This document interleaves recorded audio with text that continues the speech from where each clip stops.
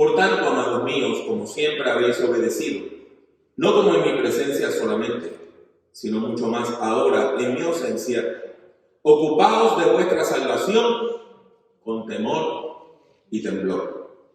Porque Dios es el que en vosotros produce así el querer como el hacer por su buena voluntad.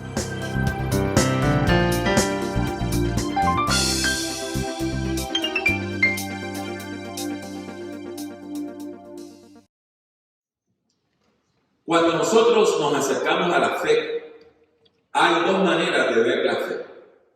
Una, como algo que los seres humanos hacemos para acercarnos a Dios, y otra, como algo que Dios hace para acercarse a nosotros.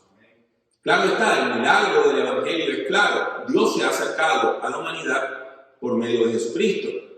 Y ese es el mensaje que nosotros predicamos. Sin embargo, hay una realidad, y es que aún dentro del mismo mundo cristiano, nosotros tenemos dos visiones distintas de la salvación. Por un lado, tenemos a las personas que recalcan la respuesta del ser humano a la oferta de Dios. Y esas personas, esos buenos hermanos, esas teologías que recalcan la respuesta del ser humano, una de las cosas que hacen es que dicen que nosotros tenemos que buscar de Dios, que tenemos que esforzarnos en la gracia, que tenemos que buscar de la gracia del Señor, que necesitamos buscar la presencia de Dios todo el tiempo. En términos teológicos, a veces ese grupo se le llaman los hermanos arminianos, y eso viene del tiempo después de la Reforma, lo que a veces se llama el escolasticismo protestante, cuando la gente empezó a pensar la fe. Y este señor Arminio dijo que Dios le da gracia a todo el mundo y que le da un poquito de gracia a todas las personas. Sin embargo, esa gracia solamente es suficiente para que uno pueda decidir si acepta o no la salvación. Y entonces cuando uno viene a la fe, es que viene la gracia plena de Dios que nos permite entonces responder a la fe. Y déjenme decirles, la mayor parte de las iglesias protestantes y evangélicas tienen esa visión, ¿verdad? Dios nos llama a todos, nos da un poco de gracia divina a todos nosotros, pero entonces viene la respuesta de fe que nosotros tenemos que dar. Y por eso es que nosotros los evangélicos recalcamos tanto que hay que responder, que hay que venir al frente, que hay que confesar fe en Jesucristo. Y recalcamos la respuesta del ser humano a lo que Dios hace. Sin embargo, hay otro campo dentro del mundo cristiano. Es lo que se llama el campo reformado, la teología reformada. A veces se le llama la teología calvinista. Y esa teología lo que hace es que recalca la acción de Dios. En vez de recalcar la respuesta del ser humano, recalca la acción de Dios. Y dice que Dios se ha acercado a nosotros, que Dios es el que nos da la gracia, que Dios es el que promete perdonar nuestros pecados y que una vez nosotros entramos a la fe, Dios nos ayuda a perseverar.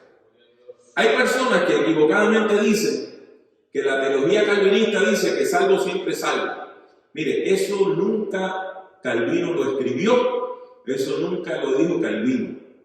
Lo que Calvino sí dijo, en una doctrina que se llama la doctrina de la perseverancia de los santos, es que si usted llega sinceramente a la fe, Dios no va a permitir que usted se pierda por un error. Y que la gracia de Dios nos ayuda a perseverar en la fe. Así que tenemos dos campos, ¿verdad? Uno que recalca la importancia de nosotros responder a Dios. Y otro que recalca la gracia de Dios que viene a nosotros, la iniciativa divina. Y uno se va a preguntar, ¿cuál de esos dos campos es verdaderamente bíblico? Y encontramos textos bíblicos que apoyan ambas visiones. En el caso de los textos bíblicos que le leí, encontramos dos textos. Uno que parece que afirma la iniciativa de Dios y otro que parece que afirma la respuesta del ser humano. Y están uno detrás del otro. Eso parece una paradoja, ¿verdad? Vamos a volverlos a leer para que ustedes vean con toda claridad lo que les estoy diciendo. Versículo 12, el apóstol Pablo le está escribiendo a la iglesia en Filipos, su iglesia amada, una iglesia que él mismo había fundado. Ahora Pablo está encarcelado y no sabe si lo van a matar. Así que él le escribe, capítulo 2, versículo 12, a su amada iglesia: por tanto, amados míos, como siempre habéis obedecido, no como en mi presencia solamente, sino mucho más ahora en mi ausencia, ocupados en vuestra salvación con temor y temor. ¿Qué le está diciendo? La iglesia en Filipos siempre ha sido una buena iglesia. Y los hermanos, desde que llegaron en la fe, han estado perseverando y obedeciendo la palabra de Dios. Y él dice: cuando yo estaba con ustedes, ustedes obedecían la palabra. Y ahora que no estoy, ustedes la siguen obedeciendo. Pero él sabe que pronto lo van a matar. Así que él le dice a los hermanos: como ustedes hacían cuando yo estaba con ustedes, y como lo han hecho cuando ya no he estado con ustedes, ahora que está el manto de la muerte cayendo sobre mí, ocúpense de su salvación con temor y temor. Noten cómo este hermano, este pastor, le dice a su iglesia amada que él mismo fundó: yo estoy pronto para irme. Y si usted lee el versículo 17 de ese mismo capítulo, dice: y aunque sea derramado en libación sobre el sacrificio y servicio de vuestra fe, me gozo y regocijo con todos vosotros. ¿Qué es eso de ser derramado en libación? Una libación era una ofrenda que le hacían a los dioses paganos. Y era cuando usted agarraba un poco de vino y tiraba un chorrito de vino al piso frente a una imagen o un ídolo de un dios pagano. Eso es una libación. Y Pablo está diciendo que él, su sangre, va a ser derramada como una ofrenda, no a los dioses paganos, sino al Dios verdadero. Y que él, aunque va a morir, va a dar su vida en sacrificio, en beneficio de todos aquellos hermanos a quien le ha predicado con amor. Y dice que él se goza de morir de esa manera, porque está muriendo por el evangelio, está muriendo por predicar la palabra, está muriendo por bendecir a la gente, está muriendo por confesar que Jesucristo es el Señor, está muriendo porque no se quitó y no dejó la fe.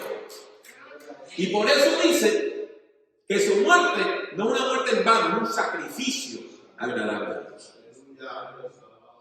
Y él le dice a los hermanos de Filipo, a la iglesia en Filipo, a los hermanos y las hermanas de Filipo, que ellos tienen que trabajar, ocuparse, esforzarse en su salvación.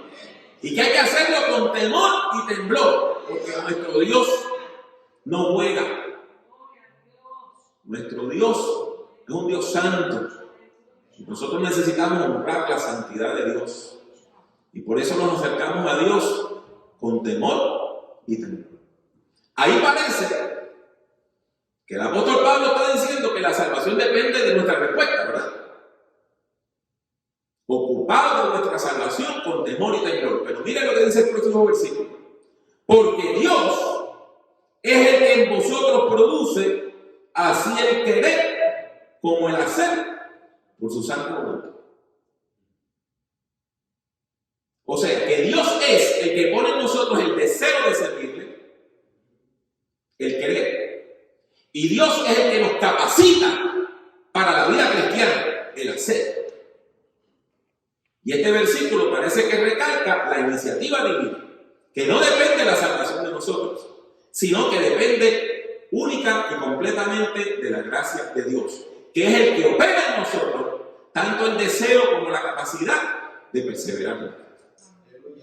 Entonces tenemos lo que se llama en buen español una paradoja, una aparente contradicción. Y usted me va a preguntar, hermano, pues la salvación, ¿depende de nosotros o depende de Dios? Y la respuesta a esa pregunta es que sí. La salvación tiene estos dos aspectos, estos dos polos, que tenemos que mantenerlos en tensión. Sí, Dios es el que viene a nosotros y nos capacita para querer servirle y para poder servirle. Pero eso no quita que usted y yo nos tenemos que esforzar en la gracia y ocuparnos de nuestra salvación con temor y temor. Es cierto que usted y yo tenemos que responder a la palabra de Dios. Pero qué bueno y qué lindo que Dios es el que nos capacita para poder permanecer en su gracia. Y por eso le digo que hay una tensión aquí que tiene dos polos. Por un lado está la respuesta del ser humano. Y esa respuesta tiene que ser asertiva. Tenemos que buscar a Dios. Pero por otro lado, qué lindo y qué bueno que esto no depende solamente de nosotros, sino que Dios opera en nosotros tanto el querer como el hacer. Y usted me va a preguntar, hermano Pablo, ¿y cómo es que Dios opera en nosotros esas dos cosas? El querer hacer algo y el poder hacer algo. Si usted va al capítulo 5 de la carta que el mismo apóstol Pablo escribió a la iglesia en Galacia, las iglesias en Galacia, por eso se llaman Gálatas, la carta a los Gálatas, va a encontrar que en el capítulo 5, versículos 22 y 23, el apóstol Pablo habla de algo que llama el fruto del Espíritu.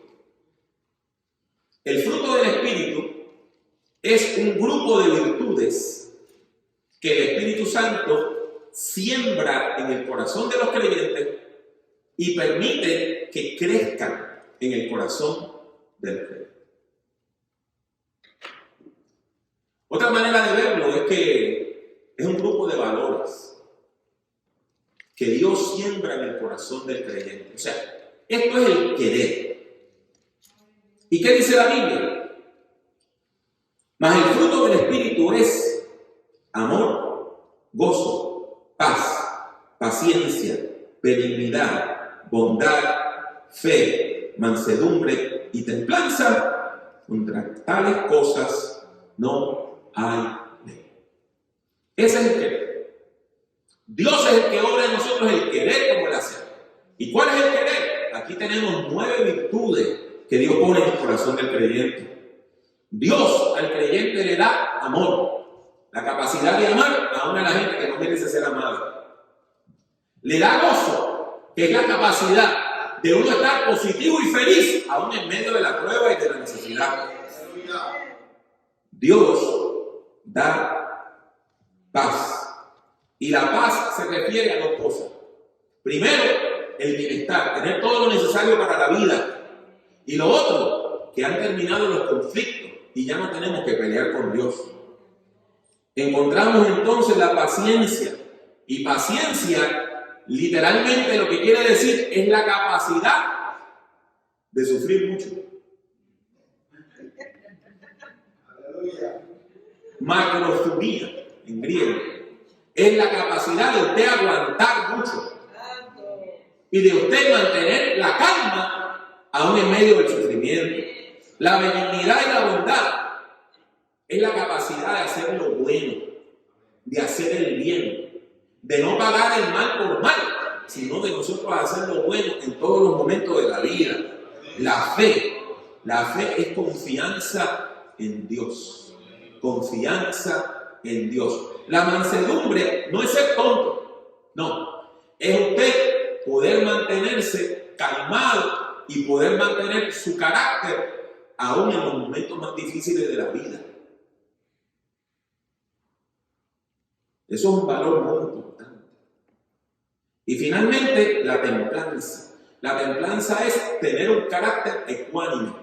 O sea, no ser una persona que hoy está bien y mañana está mal, y pasado mañana está explotando, y el otro día está llorando, y vuelve a estar bien para volver a estar mal. No. Necesitamos templanza. Tener un carácter estable. y vea que estos 9 frutos, este colectivo de 9 frutos, que la Biblia llama el fruto del Espíritu, es como Dios obra en nosotros el querer. Y lo vemos claro. Dios pone en nosotros estas virtudes. Dios siembra en nosotros estas virtudes. ¿Y cuántas veces hemos visto cómo Dios transforma a personas? Hemos visto personas violentas que se pasaban peleando con todo el mundo y llegan a la fe. Y en unos pocos años de estar adorando al Cristo de la gloria, se convierten en personas dulces, amorosas, llenas de la gracia de Dios. Yo conozco una pareja que es de las parejas que más se aman de todas las que yo he visto en la vida. Y un día yo le digo a ellos dos, ustedes parecen que son novios y ustedes tienen ese amor el uno por el otro y ustedes son un ejemplo para las parejas. Y él comenzó a llorar y me dice, pastor, yo tengo que decirle que no siempre fue así. Y que hubo un momento que yo le di una paliza a mi esposa. Y la golpeé tanto que cuando ella fue a hacer compras al supermercado el otro día, un policía la paró y le preguntó que por qué ella estaba golpeada. A las 2 horas se presentó la policía a mi trabajo. Él tenía un trabajo ejecutivo. Y lo arrestaron frente a todos sus compañeros. Y pasó 3 días en la cárcel. Y cuando llegó a la cárcel, él tenía un rencor contra su esposa, que estaba planificando hacer toda una serie de cosas horribles cuando llegara a su casa. Pero allí, estando en la cárcel, el Señor habló a su corazón. Y allí él se arrepintió de su pecado. Y cuando salió, empezó a buscar de Dios. Le pidió perdón a su esposa. Jamás la volvió a golpear. Jamás la volvió a insultar. Y después me los encontré pastoreando en mi iglesia. Y cuando la gente escucha esa historia, dice, es imposible que ese hombre que es tan amoroso haya golpeado a su señora. Y tiene razón en algo. Es imposible que el hombre que él es hoy pueda hacer eso.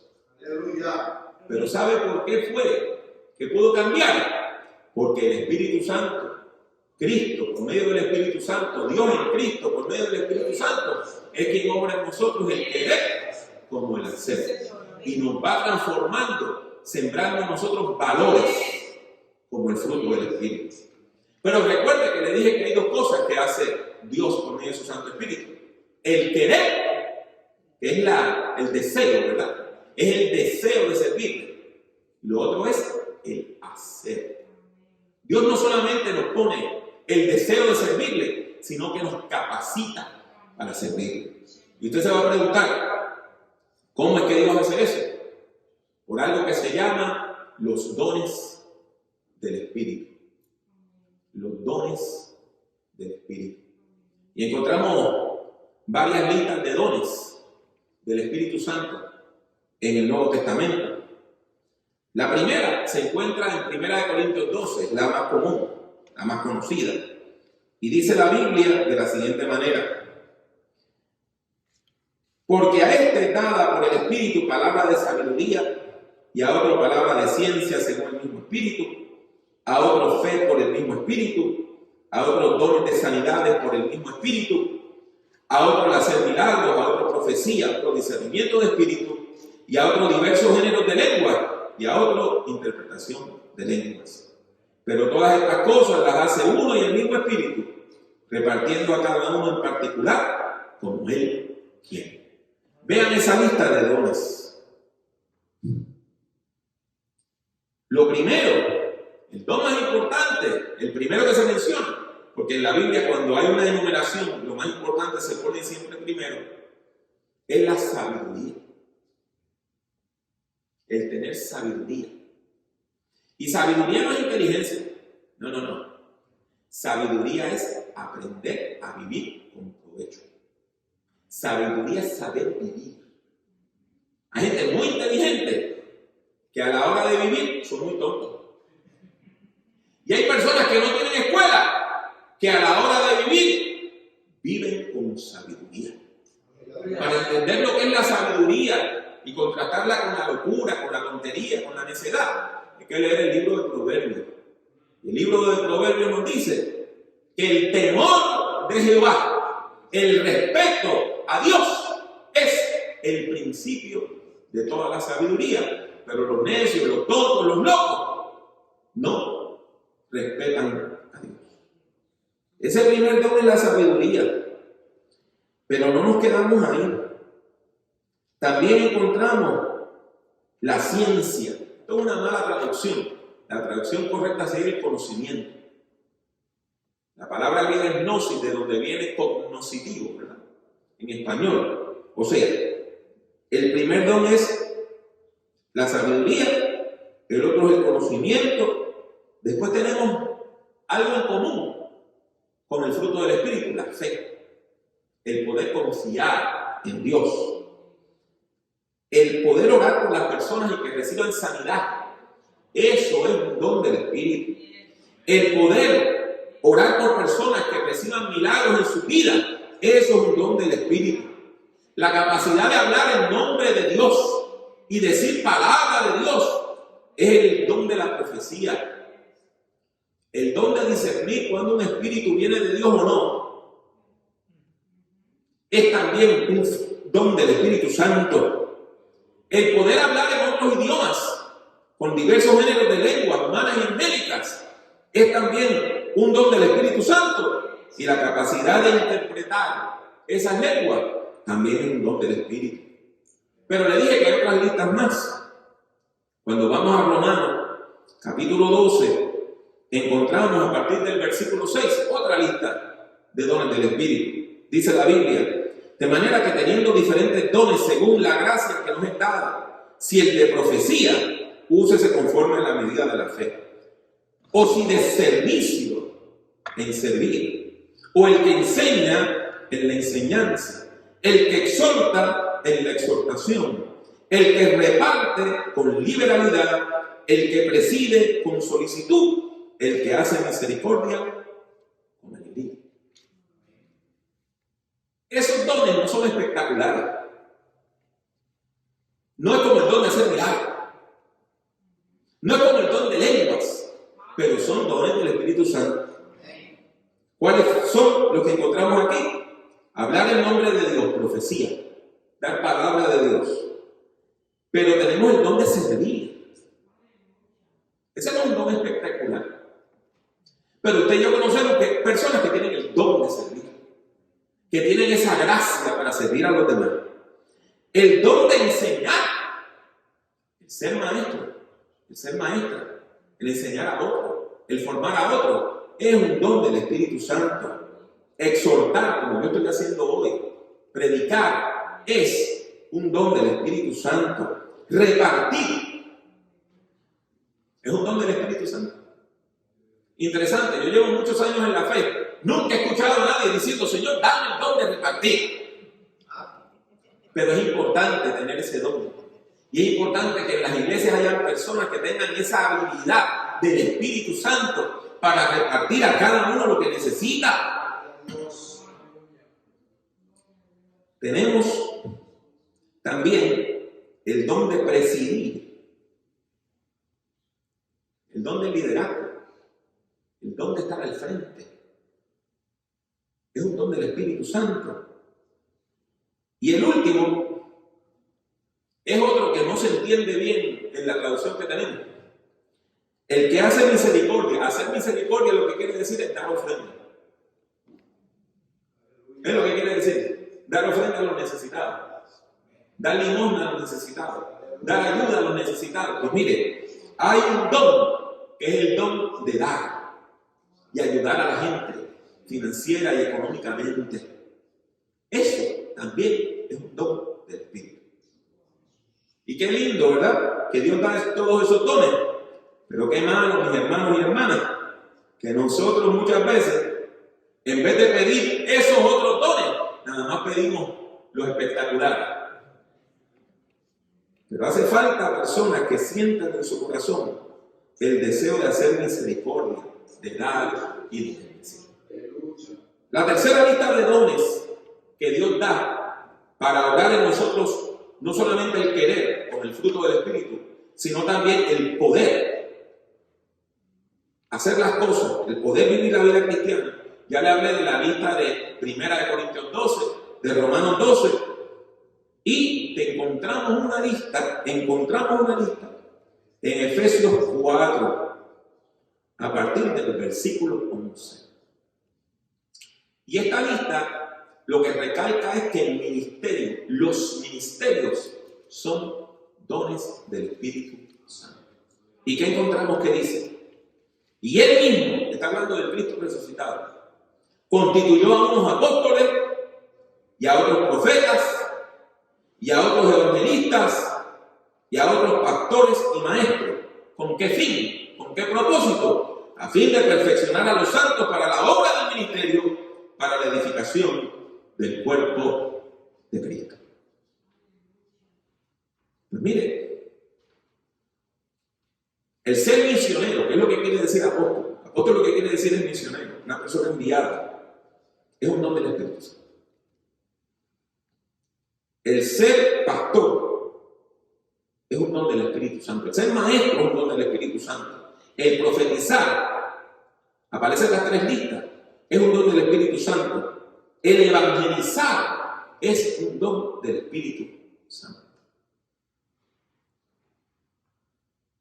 Habiendo aclarado lo que quiere decir querer y hacer, vamos a volver a leer el texto bíblico y vamos a preguntar el mensaje que tiene para nosotros hoy. Se lo voy a leer ahora, Filipenses 2, del 12 al 17.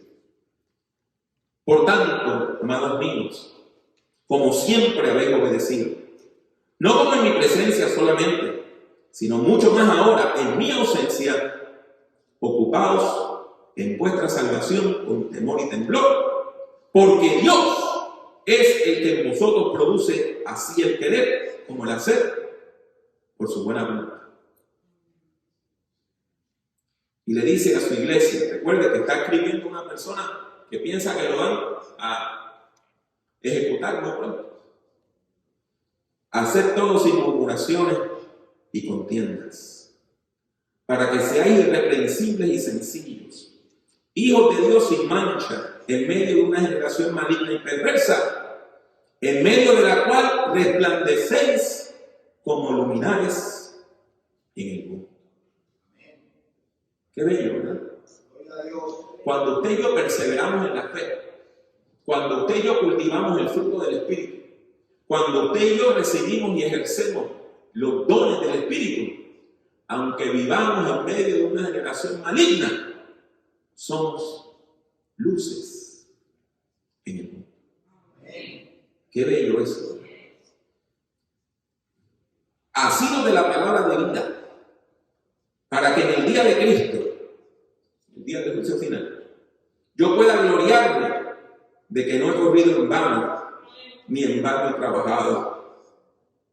Y aunque sea derramado en libación sobre el sacrificio y servicio de vuestra fe, o sea, que aunque muera mi sangre sea derramada, me gozo y me regocijo con todos vosotros, y asimismo gozaos y regocijaos también vosotros conmigo.